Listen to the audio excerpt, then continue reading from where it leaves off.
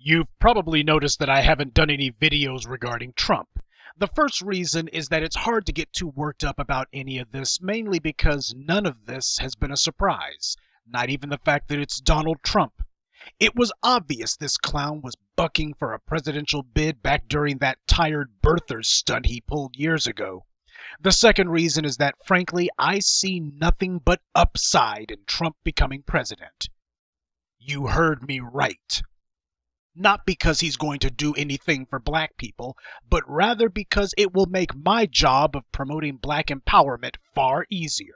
See, black people used to argue with us on every little thing, especially when we said that there was a program at work here, one geared towards instituting a second black genocide by degrees. Jason gave you the outline for this years ago, but it fell on deaf ears. First, they speak against you and do it continually, so there's a steady drumbeat of anti-black rhetoric. The media then defends this kind of talk, claiming that it's just the truth. In other words, they say the bad guys have a point. This creates a permissive social environment where the white supremacists of all colors feel that they can kill you with impunity. After that, the politicians begin to write laws targeting you, making it official. A lot of black people, firmly in denial, used to argue with us, but since Trump's come on the scene, these idiotic voices of delusion have been stopped. You can argue with reality, but you can't really argue with an elbow shot to the face. Yep, seems some black people can't figure out the pig simple facts until it literally hits them in the face. Well, I am not about to welcome in these slow-witted morons. If you're so dense that you will hide your head in the sand until some white bigot stands in front of you and screams he wants to kill you, then you're too stupid to stand with me. I also make this video as an advisory to black people. Trump is making his political bones off criticizing Mexicans and Muslims. Well, I don't see any good guys to cheer for here. These are the same people who attack and oppress black people in their own lands, who have gladly attacked black people here in the U.S., even though all we've ever done is to support and benefit them. They have happily collaborated with white supremacy in running black people into the ground daily. And now that the rabid dog who they fed, praised, and sicked on black people countless times has finally turned on them, now they want sympathy. Well, as I've always said, there's no honor among thieves. Our neutrality will teach these groups a lesson, and the lesson the Asian, Hispanics, and Muslims are going to learn is that you can't decide that white supremacy is fine so long as it's only attacking black people. Speaking of which, black people have no place whatsoever participating in protests against Trump, at least not under these circumstances. This is not our fight, which means we shouldn't be in it. Now, does his candidacy bode well for black people? Of course not, but it's no worse than Hillary Clinton or Barack Obama. Yes, Trump's a racist bastard. So what? There's nothing new about it.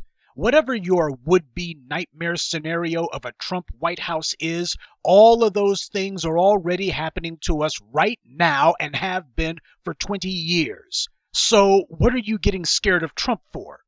It's the Hispanics, Muslims, and Asians who have been getting a pass from white supremacy all these years, not us. They're the ones who stand to lose everything. As always, we have nothing left to lose.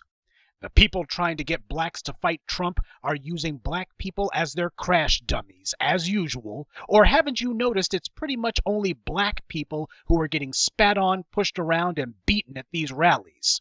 If the Mexicans don't like Trump, let them finally do something that they've been too scared to do for 400 years. Stand up to white people.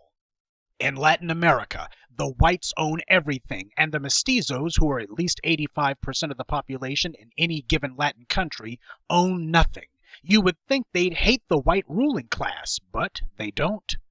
Because the delusion that they could be considered even partly white is so great for them that they'll gladly endure any amount of humiliation and abuse from whites, even to the point that they've been driven out of the countries of their birth. They bleach their skin, bleach their hair, deny their own families, and if a white rapist gets them pregnant, They'll actually be grateful for it. And not once will they ever point out that the problem is racial. They continue to repeat the lie that their problem is one of class, not race, because some horny Spaniards raped their Indian great-great-great-great-grandmothers hundreds of years ago, then walked away from the bastard mestizo children that they sired. Mestizos desperately want to be white and wish to imitate them in any way they can, but being socially, politically, and economically segregated from the white rulers of their lands, they can't really participate in any of the activities of the white ruling race. Hard to imitate white people with fancy clothes, homes, and belongings when you live in a tin-roof shanty and can barely afford a pair of shoes. So not having the wealth or power of their white Spanish-speaking oppressors, the mestizos instead decide to imitate the white ruling class's racial bigotry, both toward themselves and especially toward blacks and indigenous Indians, since they're the ethnic groups they actually are able to come into contact with. This is the mentality, the racial baggage that mestizos brought to the U.S. with them when they came here, and no amount of excuse-making either by them or by black people desperately hoping to gain sexual access to some Latin drawers can cover that up. And when they get to the U.S., the whites here abuse them too, and they take it with a smile. And why not? They've been doing it for centuries now. Trump got 46% of the Hispanic vote when he won Nevada. Only California and Arizona have larger Mexican populations, so we know who was voting for him. A lot of black people were surprised by this, and that only proves how dumb those individuals are, because Jason and I have been telling you for years this would be the case. Non-black groups simply are not motivated in the same way we are, and damn sure aren't motivated for the same reasons. Hispanics look at themselves as part of European culture. We are the only ones on the planet who want to destroy white supremacy. The other non-black groups are merely looking to negotiate a better place for themselves within white supremacy. What part of that are you not understanding? Black people seem to think that because we have a problem with white rule, that everyone else does too, and that's simply not the case.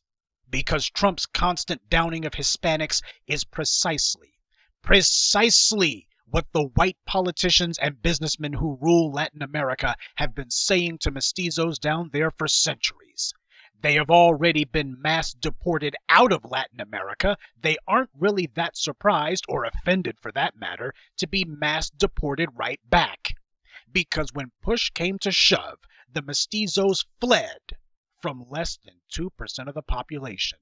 Now how do you let a comparative handful of jackalopes sit there and make you run for your life? That's what they've always done historically, though, and that's what Jason and I knew that so many other black people simply don't. They identify with their white oppressors more than they identify with themselves. Black dead-enders still clinging to the rotted corpse of the Black-Brown Alliance are in for quite a shock come Election Day. The Hispanics are already trying to position themselves to cozy up to the would-be President Trump, just in case he actually does make it to the White House. They're hoping that if they can just convince him that they're loyal wannabe Blancos, then he'll go after the other Hispanics instead. Of course, this won't work. It didn't work in Latin America, and it won't work here. The most Trump wants from Hispanics is that they be his maids. Sometimes. He doesn't even consider a Hispanic woman to be suitable even as a sexual plaything. That shows you just how far beneath contempt Hispanics are to Donald Trump. And yet they are warming to the idea of him as president.